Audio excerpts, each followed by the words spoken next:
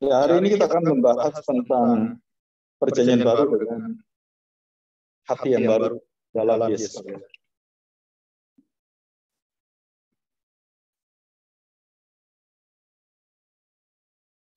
Yeskel pasal 36. Yeskel pasal 36 ayat yang ke-16. Bentar, ini ada 20 ya.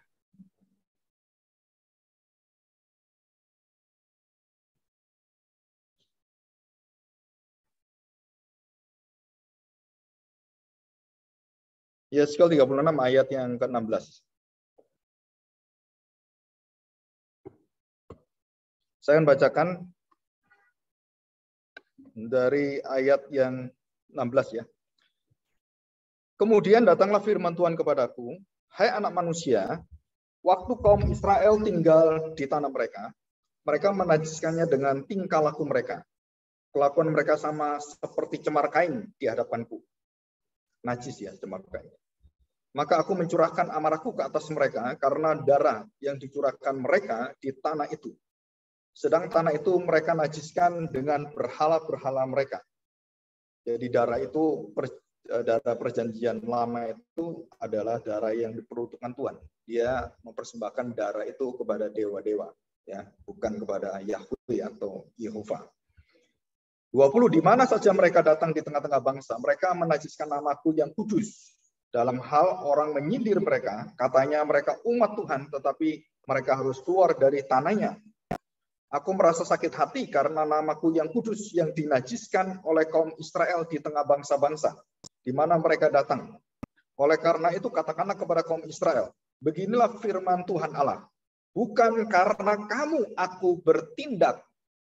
Saudara, ini satu kata yang sangat penting sekali. Bukan karena kamu, bukan karena dosamu, bukan karena kebaikanmu, bukan karena tingkah lakumu, bukan karena sebabnya adalah segala kegiatan yang kamu lakukan, bukan karena kamu.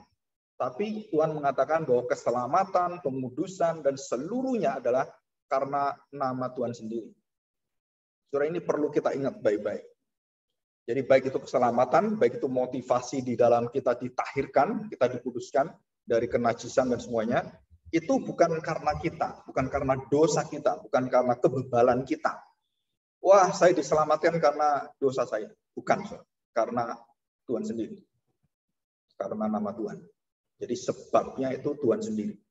Kamu diselamatkan bukan karena kamu baik, tapi kamu diselamatkan karena Tuhan mau menyelamatkan kamu, mau memberikan anugerahnya.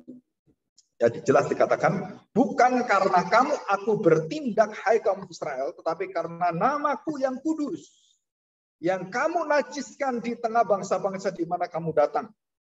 Aku akan menguduskan namaku yang besar, yang sudah dinajiskan di tengah bangsa-bangsa, dan yang kamu najiskan di tengah-tengah mereka. Dan bangsa-bangsa akan mengetahui bahwa akulah Tuhan. Demikianlah firman Tuhan Allah.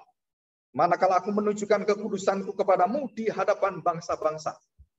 Aku akan menjemput kamu dari antara bangsa-bangsa dan mengumpulkan kamu dari semua negeri dan akan bawa kamu kembali ke tanahmu.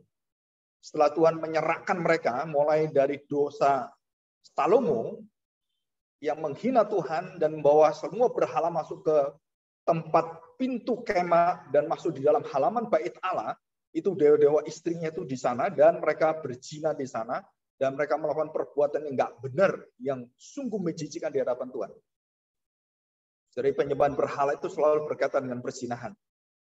Jadi kuil-kuil itu menyediakan pelacur-pelacur biasa.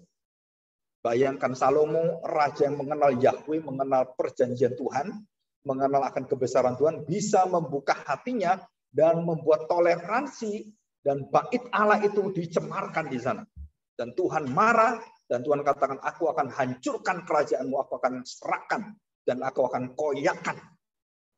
Dibagi menjadi dua. Jadi Israel dan Yehuda. Rehoboam dengan Yerobeam. Tidak pernah bisa kembali lagi seperti semula. Kecuali nanti Mesias akan datang menyatukan mereka. Dan itu janji dari Tuhan. Nah, saudara, ini satu latar belakang yang kita harus ketahui. Hati yang cemar, hati yang rusak, hati yang bobrok akan diubahkan Tuhan menjadi hati yang tahir, yang baru, hati yang bersih, yang suci. Bukan karena kamu, bukan karena apa yang Tuhan lihat di dalam perbuatan bangsa Israel. Kenapa? Kalau Tuhan lihat bangsa Israel jiwanya seperti itu, kan perbuatan seperti itu, saudara, pasti dibinasakan Tuhan. Tapi karena namaku, karena aku, karena kasihku, karena perjanjianku, karena aku sudah janji kepada Abraham, Ishak dan Yakub, karena janjiku, karena namaku. Jadi sebabnya semua Tuhan, bukan kita. Ya, saya lanjutkan. Perhatikan baik-baik. Dikatakan Tuhan, sejauh manapun Tuhan akan menjemput dan akan membawa bangsa Israel dikumpulkan kembali dan balik kepala Yerusalem. 25, aku akan mencurahkan kepadamu air jernih yang akan mentahirkan kamu dari segala kenajisanmu dan dari semua berhala-berhalamu. Aku akan mentahirkan kamu. Setelah ini jelas sekali ya, aku akan mentahirkan kamu. Dikatakan selanjutnya, kamu akan kuberikan hati yang baru. Kamu akan kuberikan hati yang baru. Aku akan menciptakan hati yang baru. Aku akan menciptakan kamu, melahirbarukan kamu. Dan ini semua adalah pekerjaan roh Tuhan. Karena ini berkaitan dengan roh, jadi bukan daging. Dan roh yang baru di dalam batinmu, dan aku akan menjauhkan dari tubuhmu hati yang keras.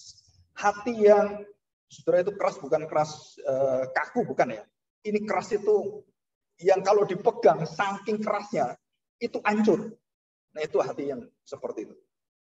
Jadi saking kerasnya itu, ya waktu kita pegang, itu pecah dia. Itu remuk. Hati yang keras. Jadi hati yang tidak bisa diperbaiki. Dikatakan hati yang keras. Dan kuberikan kepadamu hati yang taat. Bukan lembut.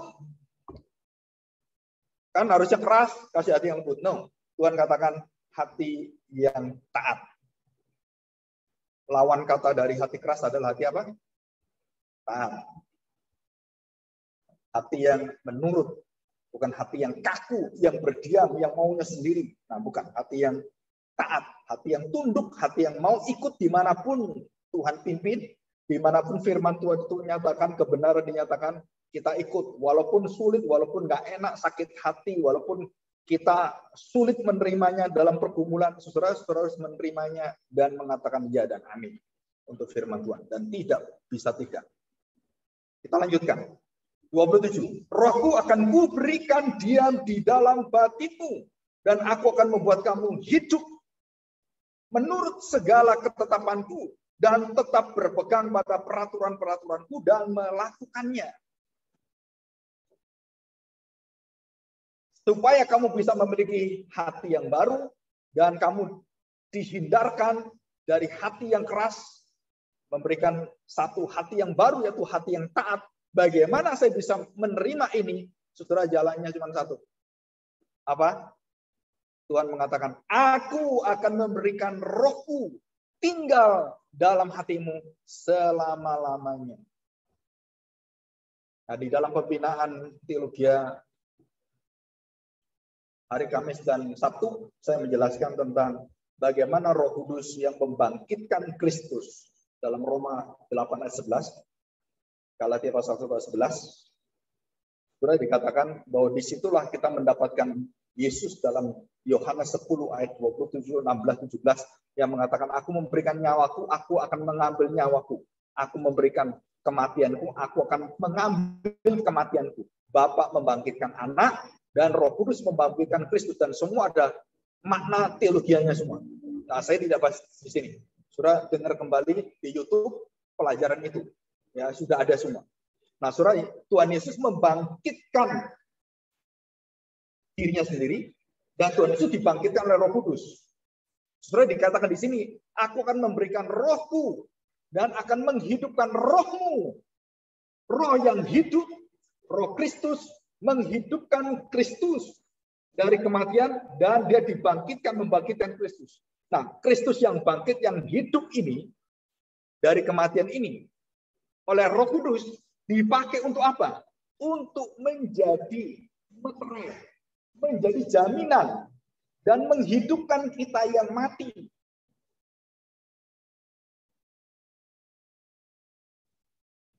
Jadi saudara, siapa yang jamin kita? Roh Kudus. Bagaimana Roh Kudus menjamin? Dia akan memeteraikan kebangkitan Kristus, tubuh Kristus yang baru ini, dan seluruh kematiannya yang mengalahkan maut dalam ketaatannya, itu dimeteraikan dan diberikan, dianugerahkan pada kita. Sehingga kita bisa taat dan kita bisa melepaskan, meninggalkan, dan membuang hati yang keras.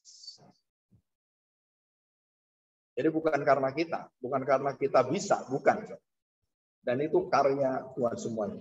Dan jelas dikatakan di sini, bahwa Rohku akan kuberikan diam di dalam batinmu, dan aku akan membuat kamu hidup menurut segala ketetapanku, dan tetap berpegang pada peraturan-peraturanku, dan melakukannya. Dan kamu akan diam di dalam negeri yang telah kuberikan kepada nenek moyangmu, dan kamu akan menjadi umatku, dan aku akan menjadi Allahmu. Dan tujuan terakhir adalah seluruh orang Israel menerima Roh Kudus, menerima Roh Tuhan, menerima Roh Kristus, dan ketaatan Kristus, kematian Kristus, kebangkitan Kristus dijaminkan kepada umat Israel, kepada bangsa-bangsa.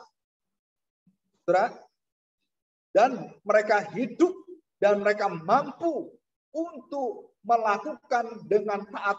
Kesempurnaan Kristus menjadi jaminan saya. Bukan ketaatan saya, bukan kesempurnaan saya, bukan kemampuan saya. No. Itu adalah semua anugerah Tuhan. Saya bisa taat, saya bisa kenal Tuhan, saya bisa mengerti Kristus, saya bisa menyembah Dia. Saudara, itu bukan karena kepintaranmu, bukan karena hatimu yang bisa menerima itu, bukan, saudara. Tetapi karena karya Kristus.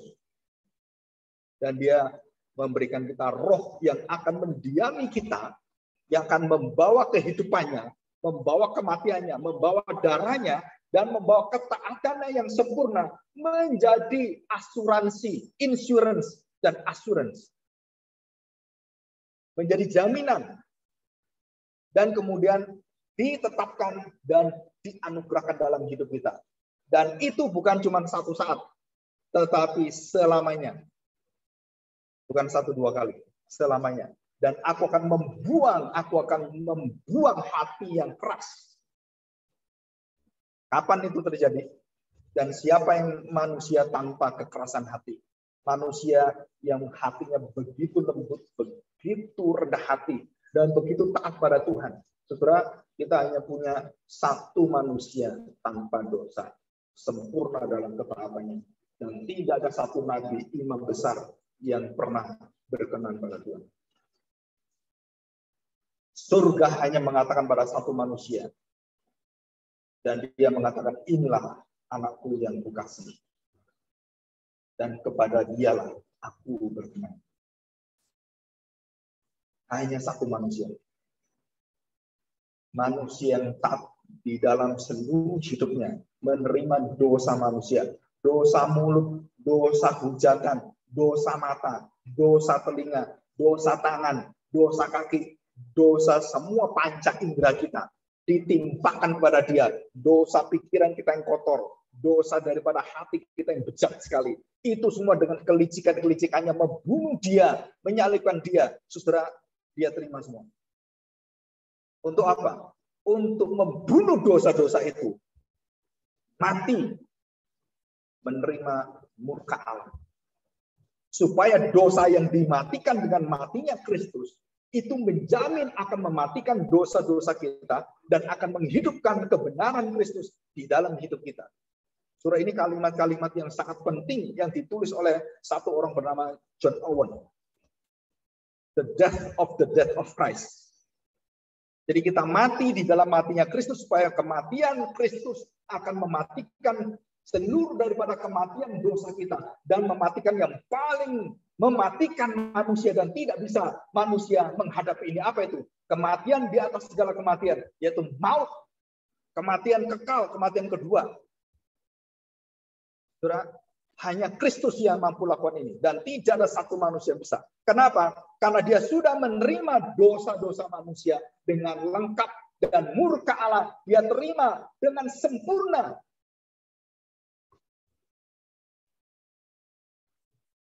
Inilah inti Injil, saudara.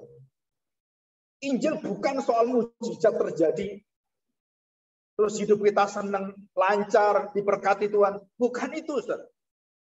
Injil adalah engkau mengerti bagaimana Kristus mati bagimu dan bagaimana dosa-dosa dan maut yang tidak bisa dikalahkan manusia itu dikalahkan Kristus, dan kemudian ada berita sukacita apa? Kebangkitan Kristus. Di dalam kebangkitan Kristuslah imanmu tidak sia-sia. Kematian Kristus yang akan menjamin kita untuk seluruh hidup kita yang mati karena dosa, dosa itu dimatikan dengan matinya Kristus. Apa yang bisa mematikan dosa kita adalah dosa yang sudah mati. Apa yang bisa menjadi tawar racun? Racun yang sudah ditawarkan baru bisa melawan racun. Betul nggak? Hah? Virus itu membunuh manusia. Virus yang dijinakkan bisa mengalahkan virus dan membalikkan, dan kemudian kita bisa hindari semua virus. Saudara, itu rumus yang ada di dalam kedokteran, itu sama persis dengan Alkitab. Untuk membunuh kematian, bagaimana saya bisa menaklukkan kematian? Harus ada kematian yang mematikan kematian. Saudara, penemu daripada obat-obatan pada awal, di dalam Ordo Benedictus, dalam ordo-ordo yang para kaum biarawan itu. Saudara, seluruh ilmu, baik kedokteran, biologi semua, itu berasal dari teologi semua. Dari abad 11 sampai abad 15. Saudara baca baik-baik riwayat seluruh ordo-ordo. Ilmu biologi, botani, itu penemunya itu Romo semua. Orang-orang jenius semua. Itu semua berada di biarawan. Tapi sekarang sayang, biarawan banyak LGBT. 1000 lebih LGBT, pastor Katolik dipecat. Termasuk satu orang yang terkenal sekali bernama Henry Nouwen. Saya baca bukunya, saya kagum sekali. Tapi dia homoseksual. Akhirnya dia ngaku. Kaget semua. Jadi bukan semua romo pastor baik, pendeta baik. Enggak. Ini adalah satu kekuatan yang luar biasa. Rohku. Jadi Tuhan menjamin dengan apa? Selama-lamanya tinggal di dalam kamu dan membawa seluruh kemuliaanku. Gambaran anak Allah, gambar Allah itu yang sempurna menjadi gambarmu yang rusak. Waktu manusia jatuh dalam dosa, gambar rupa Allah itu hancur, rusak. Dan kerusakan itu ditanggung oleh Kristus. Dan kerusakan itu diterima oleh Kristus. Jadi Kristus diangkat di kayu salib. Itu loh kerusakan seluruh hidup kita. Manusia yang rusak, gambar Allah yang rusak. Itu diterima Kristus. Di mana? Di kayu salib. Dan kerusakan gambar Allah itu diperbaiki ya di kayu salib. Diciptakan ulang oleh Tuhan. Dengan ketaatannya, dengan penderitaannya, dan dengan seluruh daripada. Saudara, kalau kita bayangkan sakitnya kayak apa itu? Hinaannya kayak apa? Tapi di dalam hal itulah kita mendapatkan jalan keselamatan, jalan pentahiran, jalan pemulihan, dan kita mendapatkan jaminan yang melebihi daripada kematian kita. Saudara, Alkitab mengatakan dua hal dalam perjanjian lama, perjanjian baru.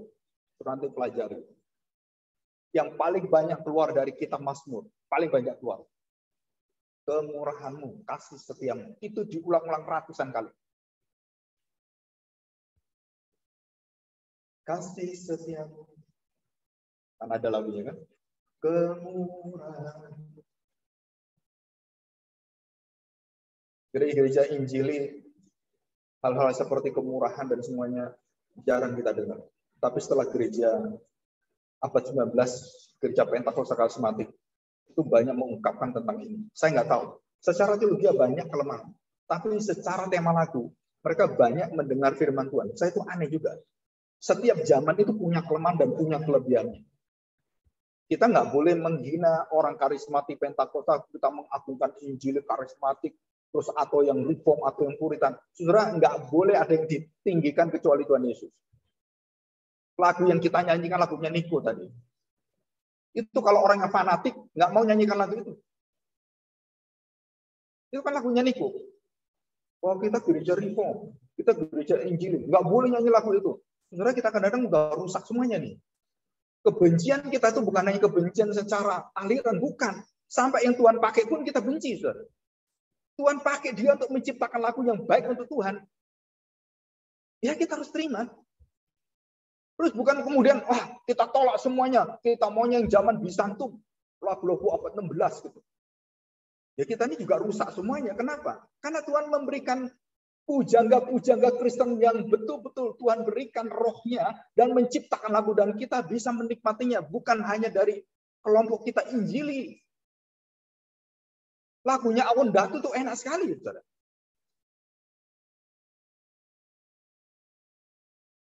Terus lagu apa? Kasih Allahku.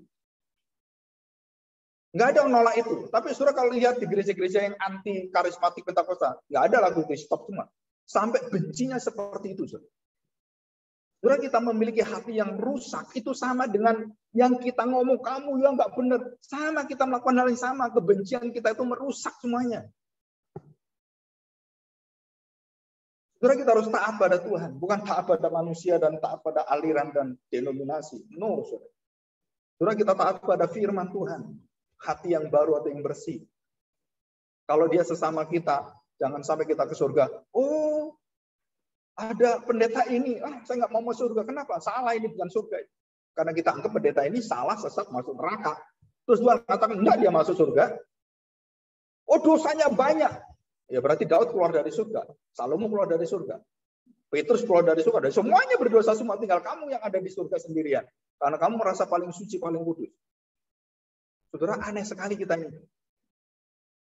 Terlalu begitu tinggi meninggikan pengertian-pengertian kita melupakan apa yang dikasih Tuhan, kemurahan Tuhan. Kemurahanmu melebihi daripada hidup. Dan yang kedua, dalam perjanjian baru, ada satu kata yang sangat unik sekali dan banyak orang nggak menganggap ini penting. Kasih menutupi banyak dosa. Saudara, itu secara teologis, itu artinya, saudara, itu upacara di mana darah Kristus yang dilambangkan dengan anak domba Allah disembelih dan darahnya dicurahkan, ditutup pendamaian yang menutupi dosa-dosa bangsa Israel. Kasih yang terbesar, wujud kasih Allah memberikan anaknya, anak yang tunggal, binatang itu tanpa cacat celah dan dipotong, mati, dikorbankan dan menyedihkan, menderita pergumulan, dan dicurahkanlah petutup pendamaian itu. Saudara perhatikan, seorang imam besar yang melakukan itu, dan waktu Tuhan berkenan pada dia, atau tidak berkenan pada dia, pada saat dia memotong kepala itu menjadi dua dengan badannya, dan waktu menebas itu, dan darahnya dicurahkan, saudara, ada dua api yang Tuhan keluarkan. Saudara tahu? Jika imam itu tidak kudus, Tuhan bakar imam belum. Jadi mimbar gereja ini yang dibinasakan Tuhan pertama kali adalah pendetanya.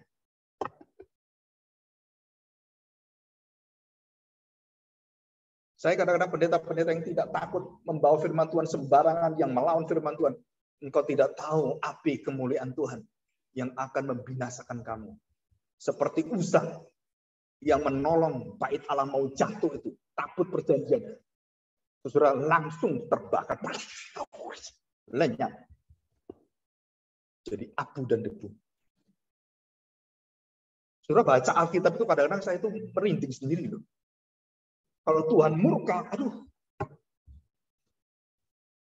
Dan waktu kita melihat bagaimana kemuliaan Allah dicurahkan dan waktu Tuhan berkenan, api kemuliaan Allah dari surga itu turun. Dan mengangkat seluruh persembahan itu dan menjadi bubungan, itu nyala api itu dalam kemuliaannya itu terangkat dan muter bus sampai ke langit dan membentuk satu pusaran yang besar, dan seluruh dunia tahu Allah hadir di tengah-tengah bangsa Israel.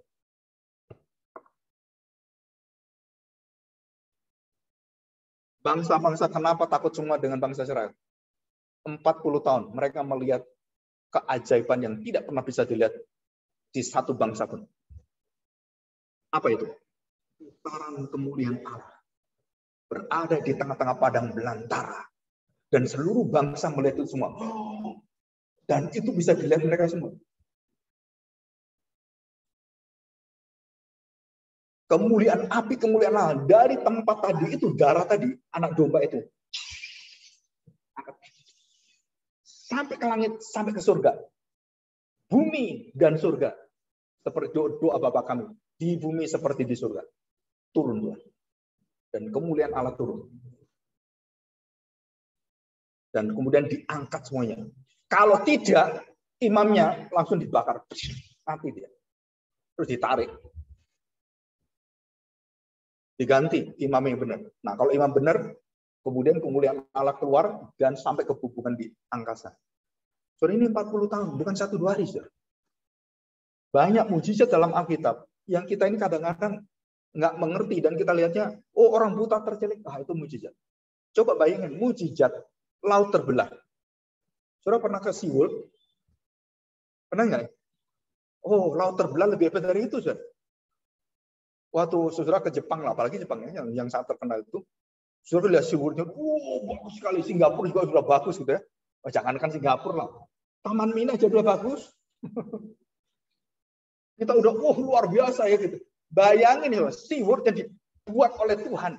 Dalam arti, ya dibahasakan sekarang kan. Bayangkan berapa ratus meter laut dibelah oleh Tuhan. Dan bangsa itu jalan di tengah-tengah. Dan jalan itu kering. Tak licin. Kering. Dikatakan Alkitab, kering. Tidak licin. Kalau licin, jatuh semua dia. Saudara, kita pernah jalan nggak di sungai? Ya kan? Bayangin orang 2 juta jalan. Jatuh semuanya. Nggak sampai ke sana. Jalannya kering. Dan mereka bisa jalan. Dan mereka tidak melihat kiri kanan. Harusnya mereka berhenti dulu. Kenapa? Lihat. Kan gitu kan? Nikmati dulu kan? Banyak mujizat yang terjadi, kita nggak nikmati. Kenapa? Karena kita ingin menyelamatkan diri. Dan mujizat di kiri kanan yang Tuhan buka, begitu agung, ombaknya yang berbuih-buih ke atas itu. Bangsa sekarang nggak lihat itu. Dia lihat apa?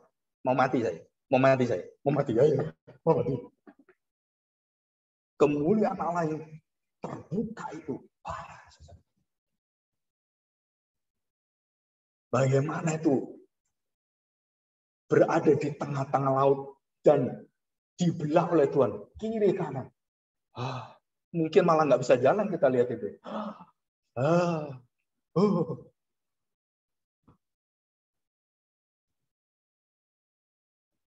Saudara, kekaguman kita kepada Tuhan tidak pernah melahirkan perubahan kita. Maaf, saudara. Banyak orang pada awal pertobatan begitu rajin kasihnya, mula-mula begitu berapi-api. Setelah lewat berapa puluh tahun, kekagumannya luntur seperti bangsa Israel. Mulai menanyakan Tuhan, mulai menggerutu pada Tuhan, mulai mempertanyakan banyak hal, mulai mengkritik Tuhan. Saudara, kita sama dengan bangsa Israel, hati yang keras. Kalau tidak dilahirkan, saudara nggak bisa. Kita bukan menghadap satu bangsa yang cuma 1-2 tahun. Saudara, 4.000 tahun bangsa Israel dibentuk oleh Tuhan. Dan apa hasil dari 4.000 tahun? Hati yang keras. Hati yang tidak pernah bisa lembut. Hati yang bobrok luar biasa. Sama seperti kita hari ini. Kita sama. Tanpa pertolongan Tuhan, tanpa pertolongan Roh Kudus, kita tidak akan bisa mendapatkan keselamatan. Kasih menutupi dosa. Dan itu perkataan yang dikatakan oleh para rasul itu. Saudara, menunjukkan apa? Bahwa rasul itu mengerti betul tentang upacara. Bagaimana bangsa Israel, dan mereka sudah memandang ke depan, memandang ke belakang, bagaimana seluruh peristiwa itu Dan waktu dikatakan kasih menutupi dosa, itu bukan peristiwa-peristiwa seperti ditutupi gitu, bukan saudara. Itu satu keadaan, satu kekuatan, satu kuasa yang melebihi daripada dosa-dosa yang begitu bejat seperti itu. Kemurahanmu lebih dari hidup, kasih setiamu tidak pernah habis-habisnya. Kami syukuri. Saudara, itu adalah satu kemurahan hati Allah. Dan kita selalu melihat penggenapan perjanjian baru itu, kenapa Tuhan tidak langsung aja penggenapan itu selesai? Sudah memberikan contoh pada kita. Ini loh hati manusia dari Adam sampai kepada Tuhan Yesus, kira-kira hampir 6.000 tahun. Saya tanya, adakah satu manusia yang bertobat, satu manusia yang bisa berkenan pada Allah? Tidak ada. Sebaliknya, setelah Tuhan Yesus dan kemudian seterusnya sampai Tuhan Yesus kedua kali, adakah manusia yang berkenan? Jawabannya tidak ada. Sama. Sama tidak adanya. Roma pasal 3, 10 dan 12 dan selanjutnya itu berlaku bagi seluruh umat manusia dari sejak manusia jatuh dalam dosa sampai terakhir Tuhan Yesus datang. Sama. Tidak ada yang benar, tidak ada yang baik, tidak ada yang berbuat baik, tidak ada yang mencari Allah, dan tidak ada satu orang pun yang layak di hadapan Allah, dan semua sudah berbuat dosa. Kerongkongannya seperti kubur yang terenganga, bau. Kesalehannya seperti kain yang kotor.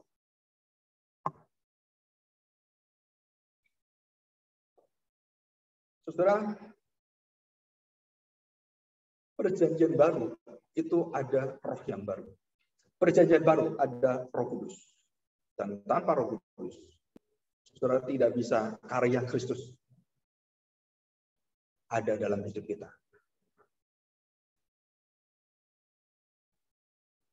Nikodemus bertanya pada Tuhan, bagaimana saya bisa mengerti ini semua? Bagaimana saya bisa dilahirkan kembali? Saya sudah tua. Lahir kembali itu lahir yang pertama, lahir kembali kan? Berarti lahir pertama keluar dari rahim. Lahir kembali itu artinya kembali ke rahim. Berarti Nikodemus orang yang pinter, profesor, ahli teologi, gebleknya minta ampun. Coba saudara pikirin, secara logika betul. Lahir dari rahim keluar, lahir kembali kemana? Ya balik ke rahim ibu. Kok bisa pikir kayak gitu ya, Nikodemus? Sama dengan kita. Dalam perkara-perkara rohani kita kadang-kadang dikatakan Rocky Gerung dungu rohani. Saudara, dalam beberapa hal kita tuh begitu bodohnya, begitu tanda petik. Tuhan katakan, begitu lambannya hatimu mengenal aku. Saudara, kita belajar ini, hati yang baru. Nah, kita buka ya, kita baca. Yeskel selain 36 itu, kita buka Yeskel 11. Jadi sebelum Yeskel itu sudah dijelaskan. Yeskel 11 ayat 19. Perhatikan saudara, ya. Aku akan memberikan mereka hati yang lain dan roh yang baru di dalam batin mereka. Juga aku akan menjauhkan dari tubuh mereka hati yang keras dan memberikan mereka hati yang taat. Persis sama. Tadi ayat 26. Yeskel 36 ayat 26. Sama. Dikatakan kamu akan kuberikan hati yang baru dan roh yang baru di dalam batinmu. Dan aku akan menjauhkan dari tubuhmu hati yang keras dan kuberikan kepadamu hati yang baru. Baru setelah itu ditanamkan satu pengertian baru. Rohku akan kuberikan diam di dalam kamu. Yang menjamin. Ya. Nah, saudara, ini kita lihat dalam Mazmur 51. Daud waktu berbuat dosa, waktu berzina, membunuh, licik sekali. Dan dia bertobat. Dia menuliskan Mazmur 51. Coba kita lihat, saudara. Mazmur 51. Ya. Ayat yang ke-10. Perhatikan ya. Coba saya baca 9 ya. Sembunyikanlah wajahmu terhadap dosaku. Hapuskanlah segala kesalahanku. Jadikanlah hatiku tahir ya Allah. Dan perbaharuilah batinku dengan roh yang teguh. Janganlah membuang aku di hadapanmu. Dan janganlah mengambil rohmu yang kudus daripadaku. Saudara tahu akibatnya kalau roh itu dicabut oleh Tuhan?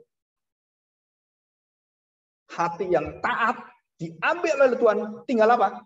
Hati yang keras seperti Fir'aun, seperti Bani Korah, seperti Anas dan Safira, seperti orang-orang yang dibinasakan Tuhan. Saudara, Fir'aun itu 10 kali Tuhan mengeraskan hati dan Fir'aun mengeraskan hati. Itu perbandingannya 7:3.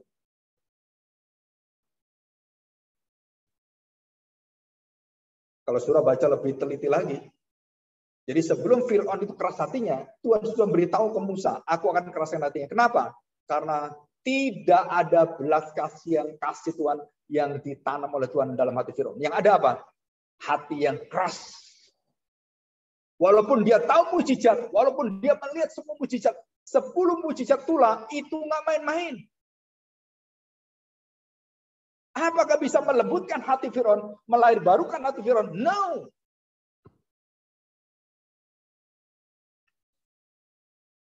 Saya seringkali melihat orang-orang yang berdoa seperti ini.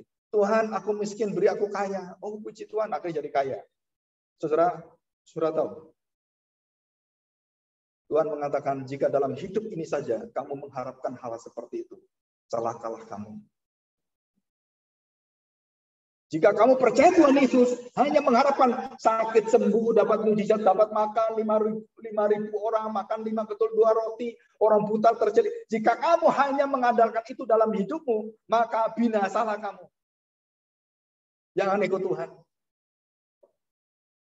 Tapi sekarang yang dicari oleh kita itu apa? Tuhan Yesus mengatakan, Bapamu tahu yang kamu butuhkan. Nggak usah kamu minta. Bapakmu sudah memberikan kamu kekuatan otak, pikiran semua. Nggak usah kamu meminta kepada Bapak. Bapak sudah sediakan kemampuan otakmu. Seluruh hikmat itu kamu bisa hidup dan kamu tidak akan miskin. Kamu nggak kerja, ya udah kamu miskin.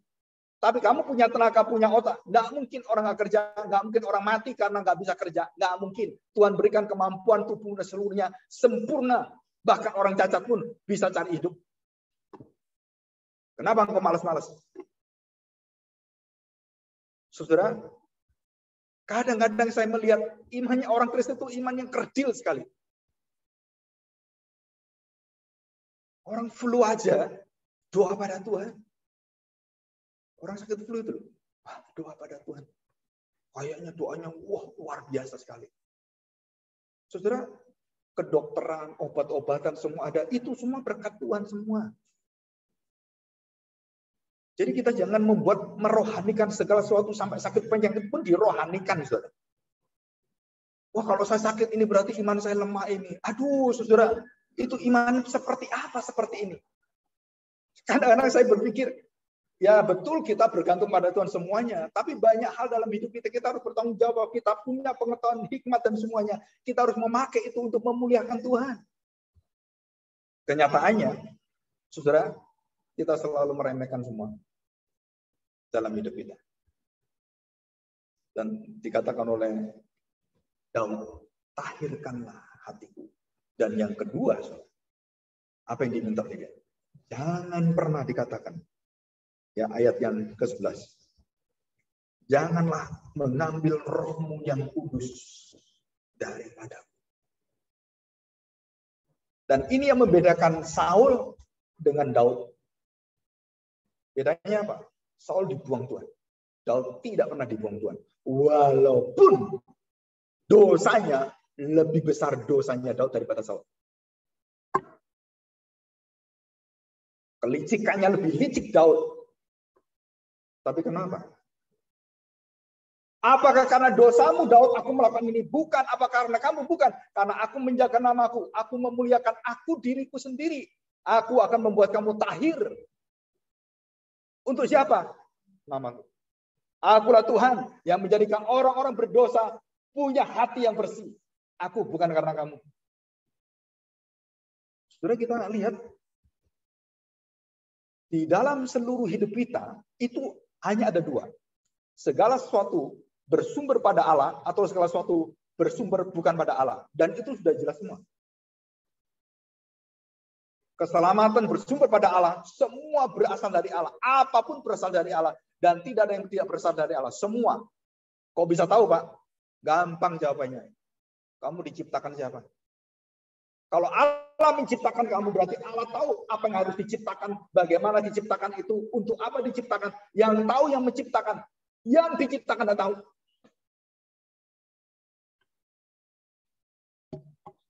Sudah kursi diciptakan manusia. Nggak ada kursi tanya pada manusia. Kenapa saya jadi kakinya 4? Kok nggak kaki 5? Ciptaan nggak bisa protes kepada pencipta. Saudara, ini posisi-posisi seperti ini, saudara mengerti dengan jelas doktrin Allah ini. Bukan karena kamu, tapi karena namaku, karena aku, namaku kudus. Aku akan berikan pada kamu siapakah aku. Dan akhirnya kamu akan memuliakan aku. Dan kamu akan membuat dan menyatakan akulah alam. Akulah alam. Perjanjian lama, perjanjian baru semua intinya sama. All life for the glory of God. Nothing else. Tidak ada yang lain.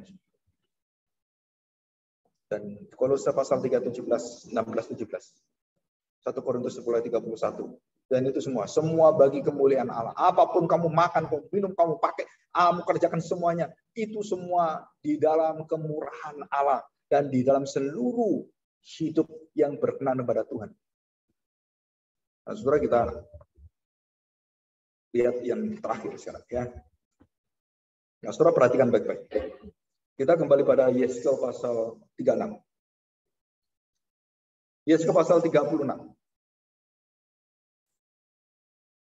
Saya akan bacakan dari ayat yang 33.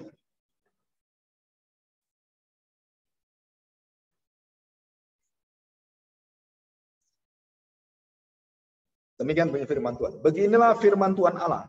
Pada hari aku mentahirkan kamu dari kesalahanmu, aku akan membuat kota-kota didiami lagi. Dan reruntuhan akan dibangun kembali. Saudara, banyak orang-orang melihat bahwa rahasia hati yang dipulihkan oleh Tuhan. Dan yang melihat ini adalah banyak orang-orang dari gereja karismatik Pentakosta. Melihat ini, sisanya. Kita melihat hatinya, tapi mereka melihat dampaknya. Coba perhatikan. Perhatikan ya. Aku akan membuat kota-kota didiami lagi. Dan reruntuhan akan dibangun kembali. Jadi Tuhan bukan hanya memperbaiki hatimu, bukan hanya memperbaiki hidupmu, tapi Tuhan memperbaiki seluruh apa yang kau bangun, dipulihkan kembali semua. Hancur sehancur apapun dan dirusak serusak apapun, Tuhan katakan, aku akan bangkitkan kembali, bukan hanya hatimu, bukan hanya tubuhmu, tapi seluruh pekerjaanmu yang dirusak itu, aku bangkitkan kembali, aku hidupkan kembali, dan lebih hebat lagi. Saudara, ini satu resiko, satu efek. Kekuatan Allah menyertai kita, roh Tuhan menyertai kita, yang kita hanya berhenti sampai di hati saja. Bukan di pekerjaan, bukan semua. Nah, saudara, ini iman kita akhirnya buntu. Kenapa? Karena kita hanya percaya secara rohani aja. Hal-hal yang berkaitan dengan pekerjaan dan sehari-hari, nggak ada kaitannya, saya. Padahal tidak. Alkitab mengatakan, kota-kota yang sudah kamu tinggalin sepi, yang mati, dan tembok-tembok sudah ada reruntuhan semuanya. Tuhan katakan, aku akan dirikan kembali, aku bangun kembali. Jadi dampak bukan hanya pribadi kita yang diselamatkan Tuhan, ditahirkan Tuhan. Tapi keluarga kita, anak kita, seluruh pekerjaan kita ditahirkan Tuhan. Dan ini kuasanya. Sampai rencana kita ke depan hidup kita ditahirkan oleh Tuhan, dikuduskan oleh Tuhan. Dan itu dampaknya. Tapi banyak orang-orang hanya membatasi. Hanya yang rohani. Paulus tidak pernah mengajarkan seperti ini. Sir. Petrus tidak mengajarkan seperti ini. Hanya di lingkup gereja aja yang rohani, di luar nggak ada. Nggak ada itu. Sir. Bahkan dalam hidupmu kamu bekerja. Bagaimana kamu betul-betul di hadapan Tuhan, dan kamu persembahkan semua hasilmu, dan kamu doakan apa yang kamu dapatkan di hadapan Tuhan, kamu kuduskan uang itu, berkatmu, apakah kamu lakukan itu? Jawabannya, no. Apakah kamu menyimpan itu untuk dirimu, bukan untuk kemuliaan Tuhan? Nah, periksa hati kita masing-masing. Engkau menghina Tuhan luar biasa. Saudara, kita main-main dengan Tuhan. Ada orang yang pernah ngomong dengan saya, barusan di Jakarta. Ya, Pak, gimana cara yang persembahannya? Kalau kami banyak utang di bank gimana? Ya kan salahmu sendiri, kamu utang di bank. Yang suruh utang siapa? Ya kalau kamu ngomong seperti itu nggak akan bisa memberi pada Tuhan, kapanpun sampai mati kamu nggak bisa memberi pada Tuhan. Kenapa? Loh, uang utang kan uang utang nggak dikasih Tuhan. Pinter orang ini, orang kaya tapi keblinger. Terus saya tanya, anakmu kemana? Oh, anak saya di Australia. Oh, anak saya di sini. Oh, saya semuanya. Wah, anaknya luar biasa semua. Terus saya tanya, begitu banyak berkat Tuhan berikan pada kamu.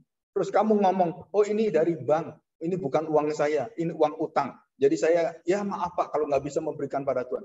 Saya mengatakan, kamu ini ya, kalau sudah dicabut Tuhan di hidupmu, baru kamu tahu masuk neraka.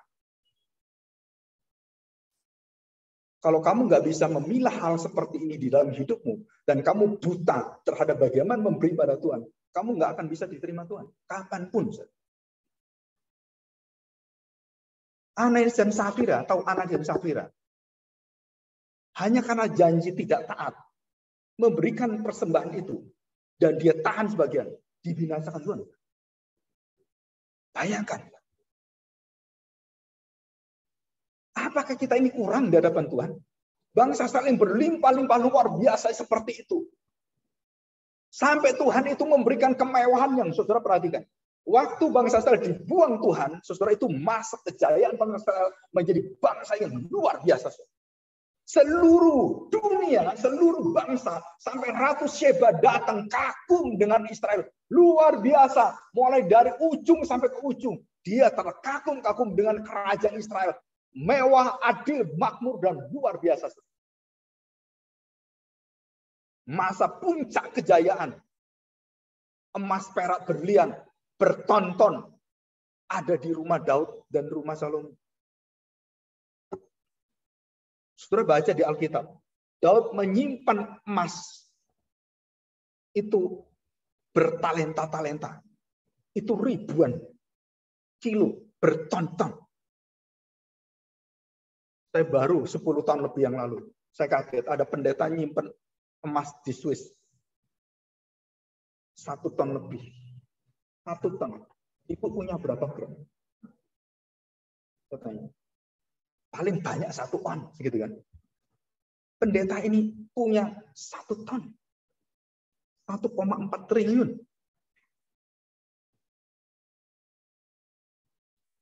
Saudara, Daud seberapa, saudara? Berapa ton itu Daud? Dan Daud menyimpan bukan untuk dirinya. Saudara perhatikan baik-baik. Daud menyimpan kekayaan dan hasil pribadinya itu tidak pernah untuk dirinya. Dia khusus persembahkan untuk rumah Tuhan.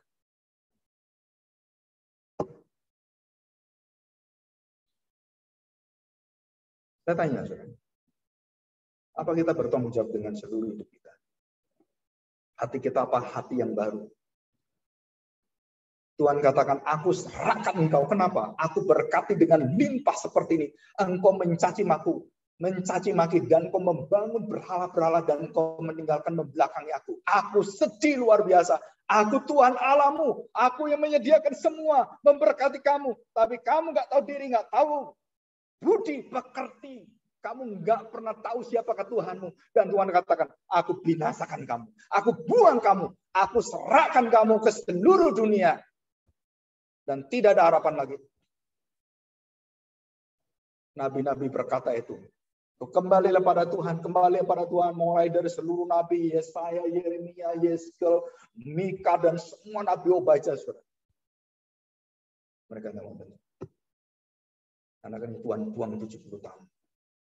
Dalam masa 70 tahun, apapun yang ditanam, dihancurkan Tuhan. Apapun yang dikerjakan, dihancurkan Tuhan. Surah baca di dalam Habakuk, baca di dalam kitab Obadya dan Hosea. Saudara, bangsa Israel itu, wah, dalam kesengsaraan dijajah semuanya dan diserahkan semuanya. Mereka belajar nanam begitu, nerna apapun, begitu sampai udah mau dipanen. Saudara tahu, mereka nangis terus-menerus. Yang hasilnya diambil oleh penjajah dan semua tentara yang rampas semuanya. Nangis, Tuhan, Tuhan, kami setengah mati, Tuhan. Tuhan nggak mau dengar. 70 tahun sengsara kami. Saudara, apa kita tunggu seperti ini dari Tuhan? Hati yang baru, hati yang gampang berbalik seperti Daud. Begitu ditegur, dia langsung, oh Tuhan, matilah aku. Saudara, ditegur sekali tentang dosa perzinanya. Dan kemudian ditegur sekali lagi tentang dosa kesombongan hati yang megah itu. Dan menghitung tentaranya. Dan saudara, apa yang dikatakan oleh Daud? Jangan mengambil rohmu dari hidup. Seluruh hati yang baru, ada satu pribadi yang memampukan kita, menyertai kita, dan kita tidak pernah berterima kasih dengan dia. Siapa dia? Roh Kudus. Kita banyak tak kenal dia. Saudara, pertama kali saya mengenal siapakah Roh Kudus. Waktu saya kuliah di STTIA waktu itu. Dan diajar oleh seorang profesor dari Singapura. Dia menjelaskan tentang Roh Kudus. Dan waktu saya tahu itu, mulai hari itu, saya betul-betul bergantung kepada Roh Tuhan. Saya belajar menghormati, menghargai, dan melihat hadirat Roh Kudus. Dan saya tidak seperti gereja-gereja yang ngeroh-ngeroh, bukan. Saudara, bukan. Saudara tahu, jika kita mengenal Roh Kudus, kita berterima kasih pada dia, dan kita menyayangi Roh Kudus, mengasihi dia, saudara, kita akan diberikan kemampuan untuk melihat dengan jernih tentang dosa dengan gamblang.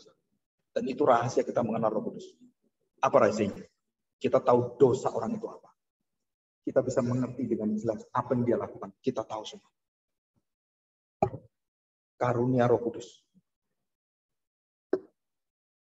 Saya kadang-kadang tidak tega memberitakan pada orang-orang itu. Kenapa? Karena saya sudah tahu kamu seperti ini, akibatnya seperti kamu seperti ini, akan seperti, dan itu tidak bisa engkau akan tolak. Kenapa? Karena kekudusan Tuhan akan mengakibatkan ganjaran dan pendidikan Tuhan, dan kamu tidak akan lewatkan.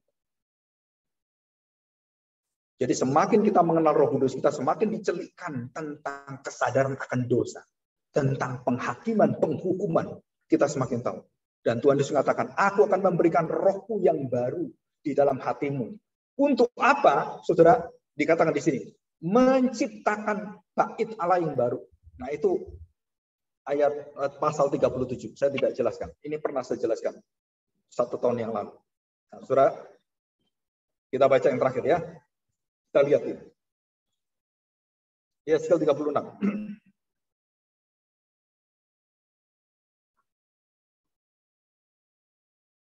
Ayat 34. Tanah yang sudah lama tinggal tandus akan dikerjakan kembali supaya jangan lagi tetap tandus di hadapan semua orang yang lintas daripadamu. Sebaliknya, mereka akan berkata, tanah ini yang sudah lama tinggal tandus menjadi seperti Taman Eden. Wah, saudara. Yang nggak mungkin tanah itu seperti itu, sudah mati seperti itu. Akan menjadi taman yang subur seperti Taman Eden. Dan kota-kota yang sudah runtuh, sunyi, sepi, dan musnah, sekarang didiami dan menjadi kupu-kupu. Wah, kota-kota yang besar, yang kuat sekali. Dan bangsa-bangsa yang tertinggal, yang ada di sekitarmu, akan mengetahui bahwa akulah Tuhan yang membangun kembali, yang sudah musnah, dan menanami kembali apa yang sudah tandus. Aku Tuhan yang mengatakannya dan akan membuatnya. Beginilah firman Tuhan Allah. Dalam hal ini juga aku menginginkan supaya kaum Israel meminta daripadaku apa yang hendak kulakukan bagi mereka, yaitu membuat mereka banyak seperti lautan manusia, seperti domba-domba persembahan kudus, dan seumpama domba-domba Yerusalem pada waktunya perayaannya. Begitulah kota-kota yang sudah runtuh penuh dengan lautan manusia. Dengan begitu mereka akan mengetahui akulah Tuhan. Untuk apa? Tuhan pamer, aku Tuhanmu. Tuhan pamer, aku menyelamatkan kamu. Bukan karena kamu, karena aku sendiri Aku berjanji pada diriku sendiri, aku melakukan untuk diriku sendiri. Aneh Tuhan ini. Saya tanya, Tuhan melakukan untuk siapa? Untuk kamu? Bukan. Untuk siapa? Dirinya sendiri. Memuliakan siapa? Dirinya sendiri. Loh, kalau ada manusia seperti ini, dia jadi Tuhan. Nah, itulah manusia yang paling jahat. Apa? Memuliakan diri sendiri seperti Tuhan. Manusia yang paling goblok. Semua harus menghargai dia. Itu seperti dia Tuhan. Dan itu hati yang keras dibentuk adalah waktu kita membalikkan semuanya untuk hati kita sendiri dan bukan untuk Tuhan. Maka kamu akan memiliki hati yang keras luar biasa. Tapi begitu engkau memiliki semua hati untuk Tuhan, untuk memperkenalkan dia, hatimu akan menjadi lembut. Sangat mudah. Di mana ada hartamu, di situ hatimu. Kamu akan keras hatimu. Di mana aku ada dan kamu tinggal bersama dengan aku. Di situ hatimu akan taat lembut. Siapa yang bisa memilihkan kita? Yang ke harta atau ke Tuhan? Siapa yang bisa memperingatkan kita? Jawabannya cuma satu. Roh Kudus. Ya, mari kita berdoa. Kita mohon pertolongan Tuhan. Bapa yang baik, kami bersyukur di hadapan-Mu hari ini. Kami memiliki satu janji dari Tuhan. Walaupun janji ini bagi bangsa Israel, tapi juga untuk seluruh umat yang baru di dalam Kristus, Israel yang baru. Umat perjanjian Allah yang sangat dicintai oleh Tuhan. Engkau merindukan seperti induk ayam yang menantikan seluruh anak-anaknya berkumpul dan dibawa kepak sayapnya. Tapi Yerusalem membunuh anak manusia dan yang menyakitkan hati Tuhan. Tapi Tuhan, Kau tahu, kami mengerti melalui firman-Mu, bukan karena kami, bukan karena dosa kami, bukan karena kekerasan hati kami, bukan karena kebebalan kami Tuhan, tapi karena kemurahan-Mu. Karena Engkau Tuhan Allah yang kudus, yang tidak pernah mengingkari janji-Mu. Hari ini kami dengar kembali janji itu. Kami bersyukur karena Engkau bukan hanya berjanji, tapi menjamin kami dan memberikan kami satu hati yang baru. Hati yang mengikut Tuhan, hati yang mendahulukan Tuhan, hati yang selalu mengandalkan Tuhan dalam segala perkara kehidupan kami. Terima kasih Bapa. Dalam nama Tuhan Yesus kami serahkan doa kami. Amin. Saya serahkan kepada Tuhan.